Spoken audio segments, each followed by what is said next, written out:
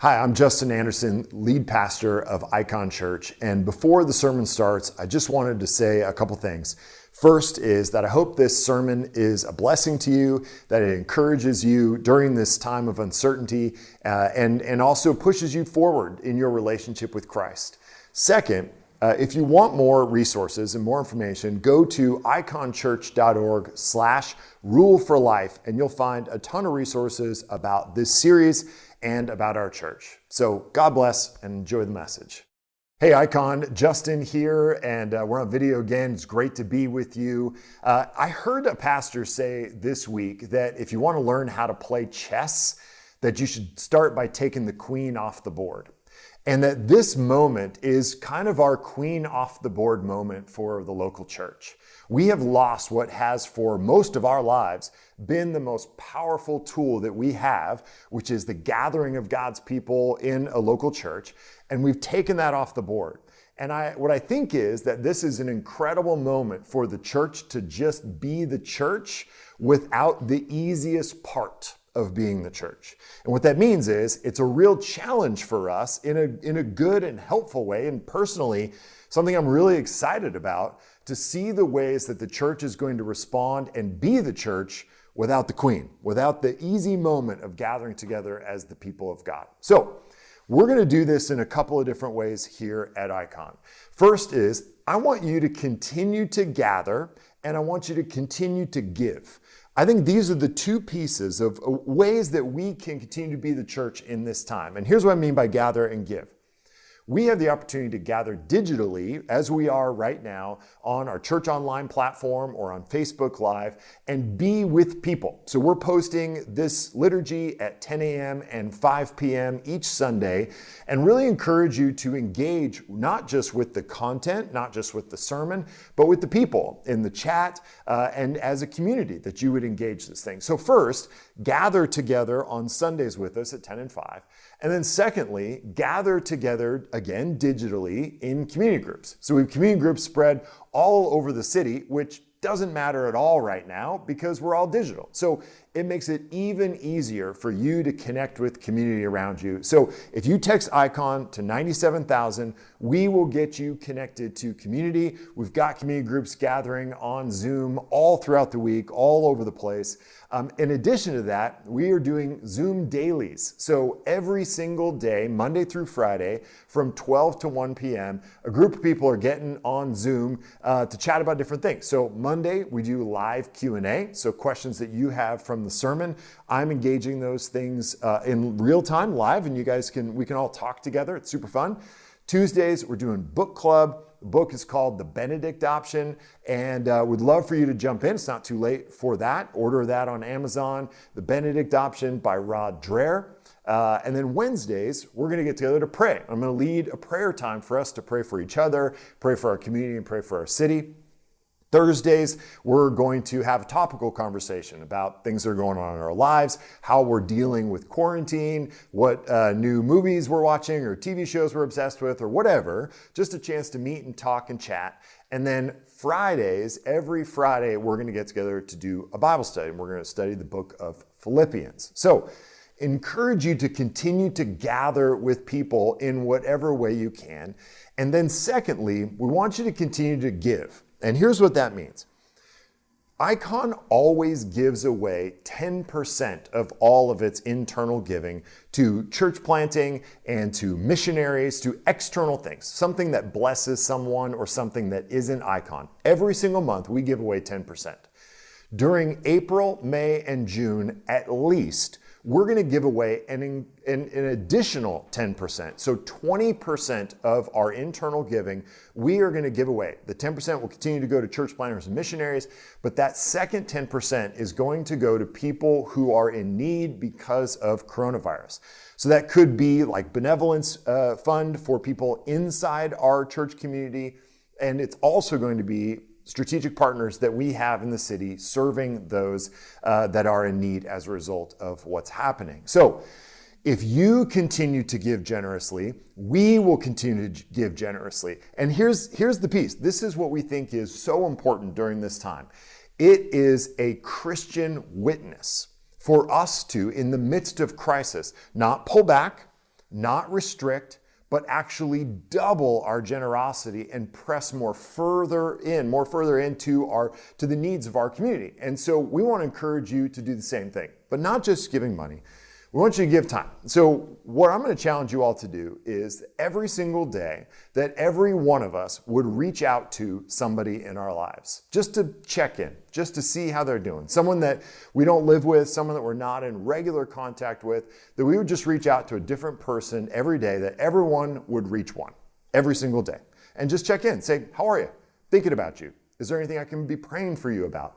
And that we would give of our time in that way for the sake of people around us. So that's my challenge to us. The Queen's been taken off the board. How will we play chess here in this crazy time of challenge for our church? Can we actually be the church when we don't have our most powerful weapon, the gathering of God's people? Can we do it?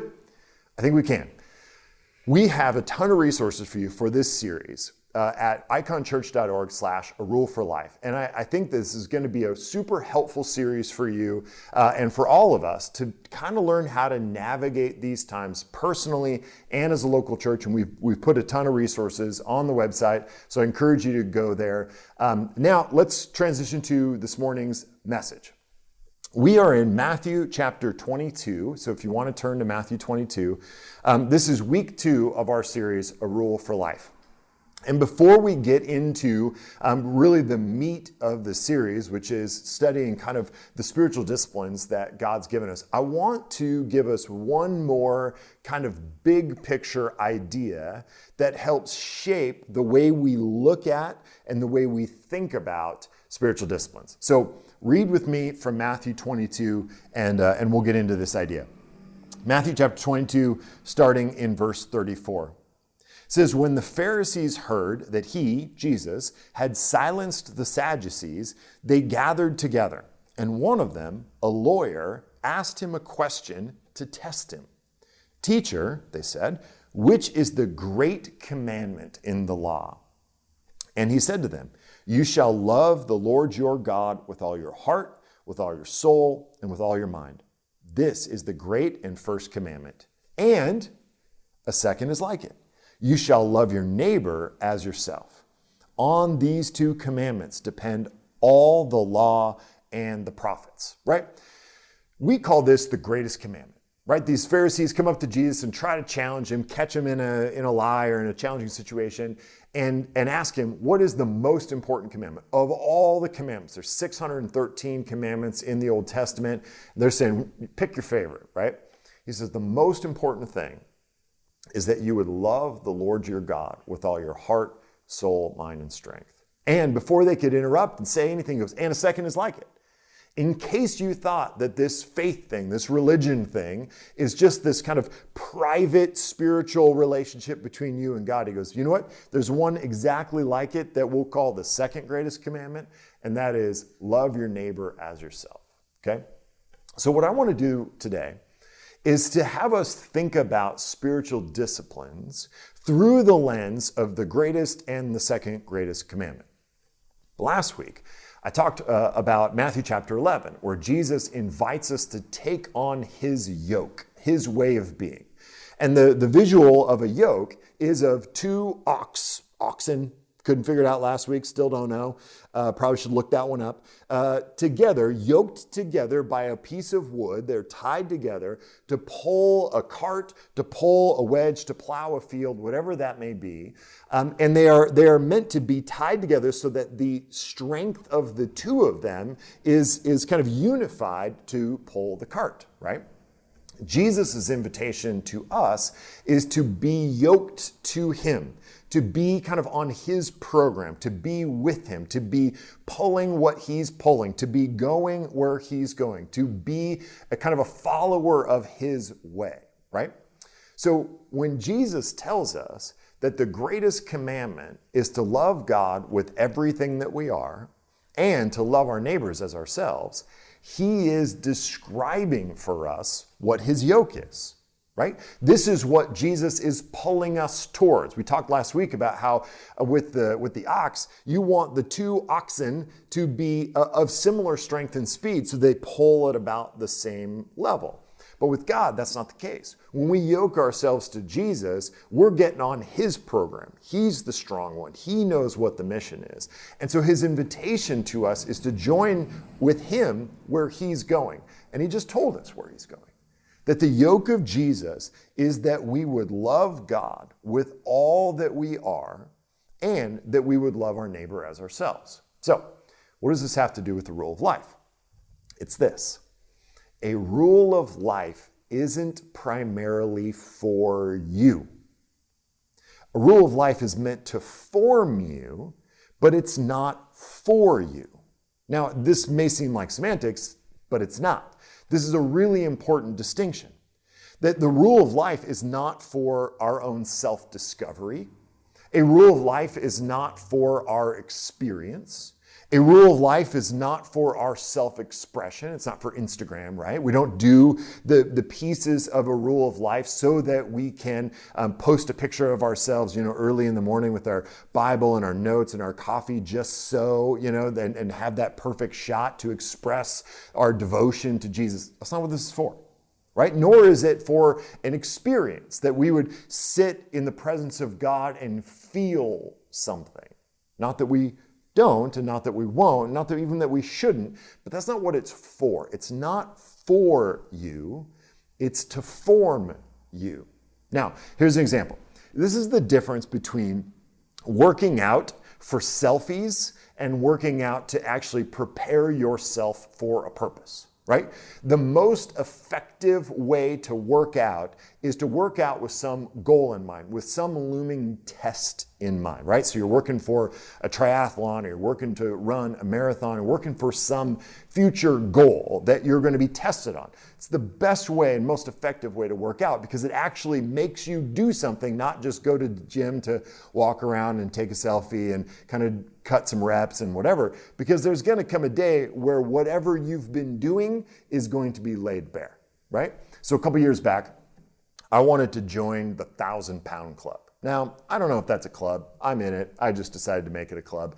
But the 1,000-pound club was this, that between 3 different lifts, deadlift, squat, and bench press, that those weights would add up to 1,000 pounds. So it was 400-pound deadlift, 350-pound squat, and 250-pound bench press. Now, for some of you, that sounds like a lot of weight, and it is. Honestly, that's why I'm using this illustration, so that you would know that.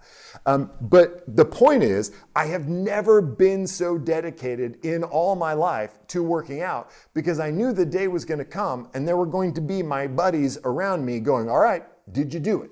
Right? So when I was working out in the months leading up to it, it didn't benefit me at all to cut reps, to go halfway, to stand around and chat, because that day of judgment was coming. Okay? So this idea that a rule of life and our spiritual disciplines are actually far more effective when they're not primarily about us, but they are primarily about what will be formed in and through us, makes them actually a lot more effective. And this is not just true for a rule of life. It's not just true for our spiritual lives. It's really true for everything, right? It's true for artists and musicians. It's true for athletes, right? An athlete that plays the game for himself is not going to be the kind of athlete, not going to be the successful athlete that we want them to be, right? They're not playing for their teammates. They're not playing for the team. They just play for themselves. So they end up taking bad shots or making selfish plays. And artists, we see this all the time. An artist comes out with an album, their first album, and it's so good because it was pure and they were writing about what they were seeing in the world, and it was this fresh expression of their experience, and they get some fame, and then what do you hear? They say, we made this album for us. And guess what? It usually sucks, right? Because when you make an album for yourself, you lose all of the creative juice that makes it good. And so that second album is often not very good because they start making it for themselves. And then what happens? They're not popular anymore. And so they try to make an album for the fans, and it's more of like a pandering to what they want.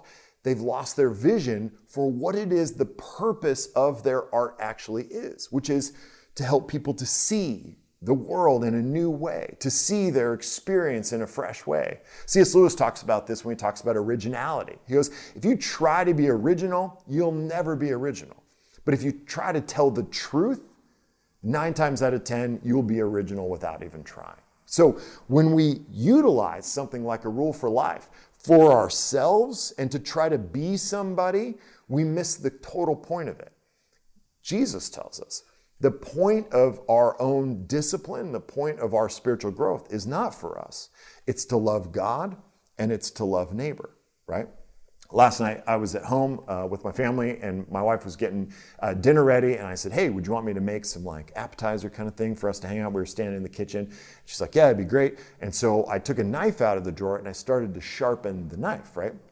And she goes, why are you sharpening the knife? I'm like, well, I'm going to cut some cheese. She goes, you need to sharpen the knife for cutting the cheese? Are we that weak? Is that where we're at? And I'm like, yeah, because, I don't work out hard anymore. I already used that illustration, right? And so here's the thing. You don't sharpen a knife just to put it back in the drawer. You sharpen a knife in order to make it sharp so that it can cut people and things. More things. I live in a tough neighborhood, Lower Madrona. It's really tough. So we use knives for a lot of different reasons. You sharpen the knife for a thing, for a purpose, right? And so when we sharpen our souls through the use of spiritual disciplines and a rule for life, we do so for other things, and in this case, for other people, for God and for our neighbor. Jesus says that's the yoke, right?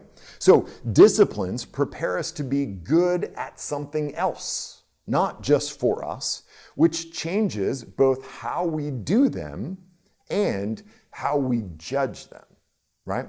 So, for instance, if we are primarily engaging spiritual disciplines like prayer and silence and solitude for ourselves or for the experience of it, and we go off on some silent retreat for 24 hours and we come back and go, well, I didn't hear God. I didn't experience God. I didn't have this overwhelming wave of the presence of God. We might therefore go, well, then it was a failure. It doesn't work, right? And that's true if spiritual disciplines are primarily for you, primarily for some experience that you're supposed to get out of them. But if we know that silence and solitude and fasting and feasting and prayer and Bible reading is meant not for me, but to form me into the kind of person who can love God and love my neighbor, then that changes the way in which we evaluate our experience of it, right? So this might seem kind of counterintuitive, but it shouldn't be, because it flows really naturally from one of kind of the foundational Christian beliefs, right? A rule of life isn't for you because you aren't for you, right? Paul in 1 Corinthians chapter 6 is talking about sexual immorality actually in verses 19 and before 19 and 20, but he's also talking about everything. He says this. He says, you are not your own. You were bought with a price. This is a foundational belief of Christianity. You aren't yours. You didn't make yourself. You don't define yourself. You didn't save yourself. You don't control your present. You don't control your future. You are not yours. And there are a few things, I would argue, in all of Christian theology that are not only more counterintuitive, but actually more countercultural.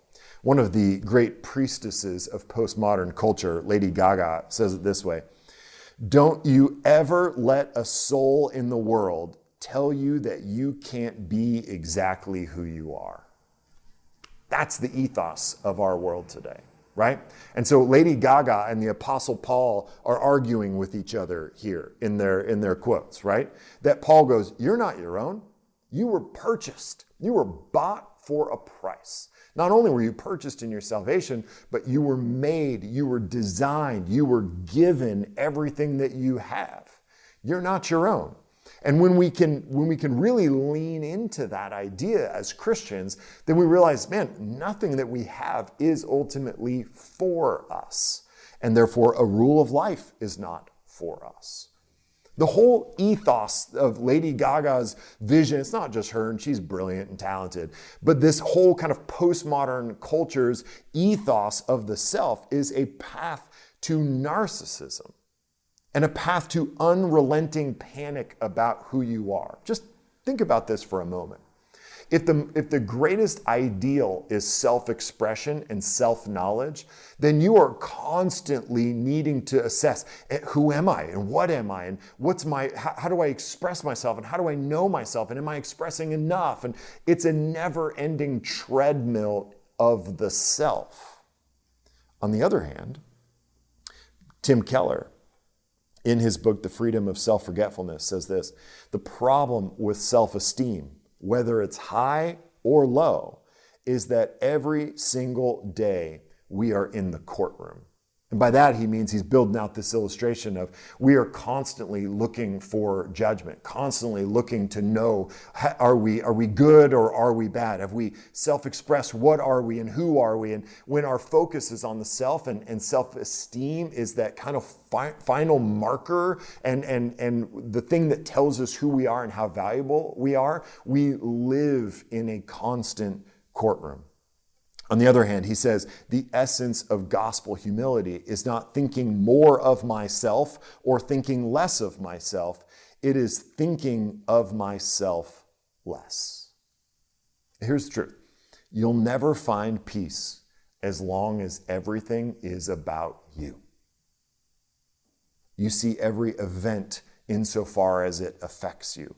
Every comment is a slight against you. Every compliment is a lifeline. Every compliment to someone else is kind of a subtle, implicit critique of you. And it is exhausting. So hear this. Hear the good news of the gospel, that life's not about you. And that even you are not about you. You aren't yours. You never have been. You never will be. So improving yourself isn't for you or even actually about you. It's the opposite of everything we hear every day, which means that a rule of life isn't just formational, it's actually counter-formational. It's an undoing and redoing project. A rule of life breaks down what we're told every day about ourselves and rebuilds a new sense of self and a new sense of purpose, which is that we exist for God and for our neighbor. Okay? So when we live a rule for God and neighbor, then we become for God and neighbor. This is that formational aspect of a rule of life that we talked about last week. Remember, we talked about a rule of life is relational, it's formational, and it's missional. So it's relational in the sense that the whole point of a rule of life is to connect us relationally to God, to be in the presence of God. And when we do that, when we are connected relationally to Him, that forms us in really significant ways. It's not just about behavior modification, it's about character formation. Okay? And that formation then works itself out missionally in the things that we do and how we act and how we live, right?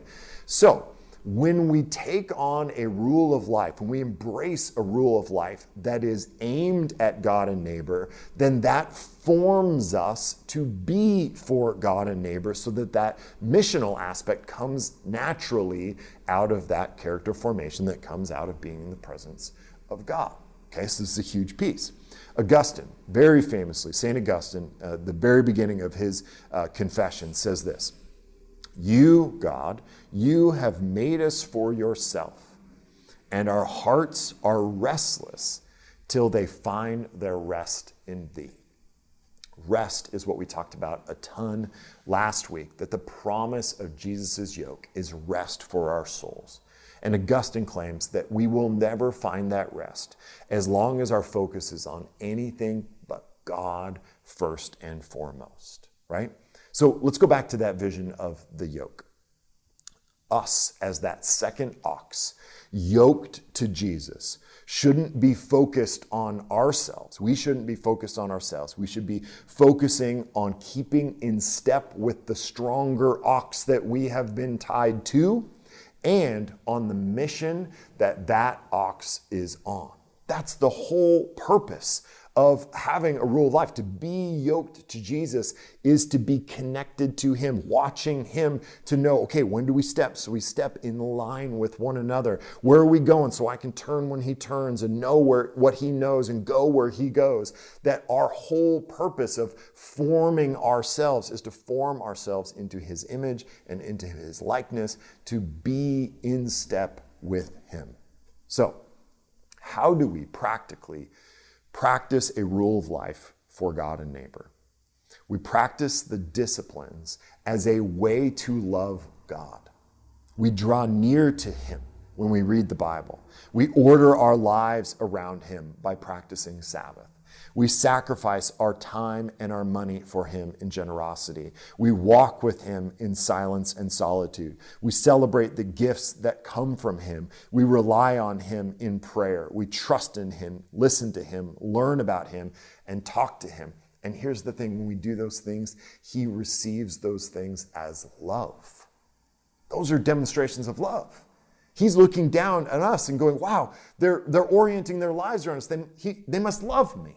He looks down and says, man, they're trusting me. They're entrusting themselves to me, their present and their future to me. They must love me. He sees those and receives those as love.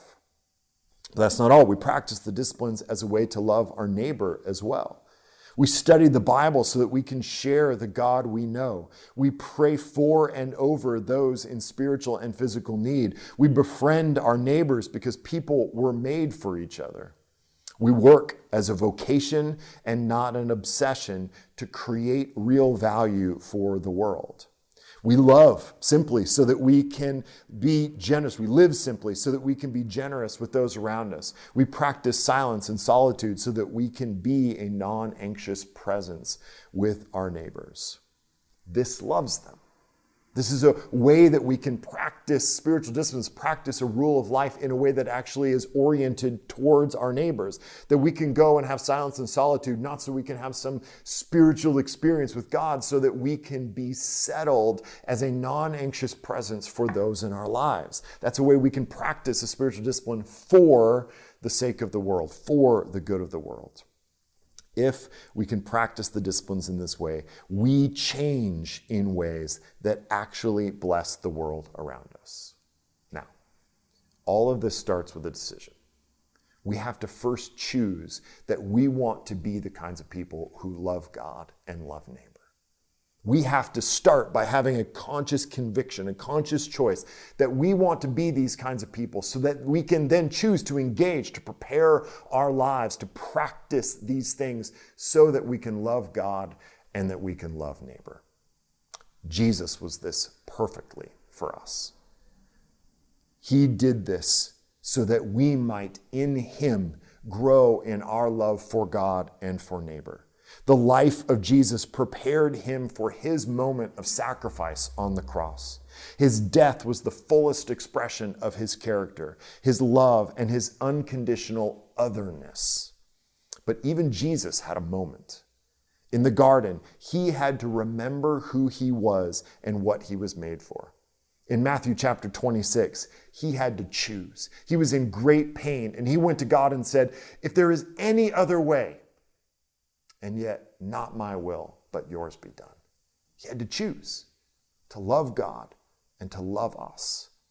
And thankfully, he chose to walk the path of peace, the path of love for God and neighbor, the path that he laid before us. Will we walk that path? Let's pray. Jesus, thank you for making that choice. Thank you for choosing in that moment of great pain and anguish and full knowledge of the sacrifice that lay ahead of you, that you chose in that moment to love God by honoring him, by obeying him, by working out his will. And you chose to love us by giving your life for us. God, may we not just walk in your footsteps, walk out the example that you set for us, Lord, but may your choice to love us actually be the power that allows us to do this. Lord, the grace that flowed from your death on the cross empowers us to walk in your ways. God, I pray that during this time that we would be willing to sacrifice for the sake of others in our lives. honoring you, imaging you, and blessing those around us. In Christ's name we pray. Amen. Thank you for listening to the podcast for Icon Church. For more information, go to iconchurch.org.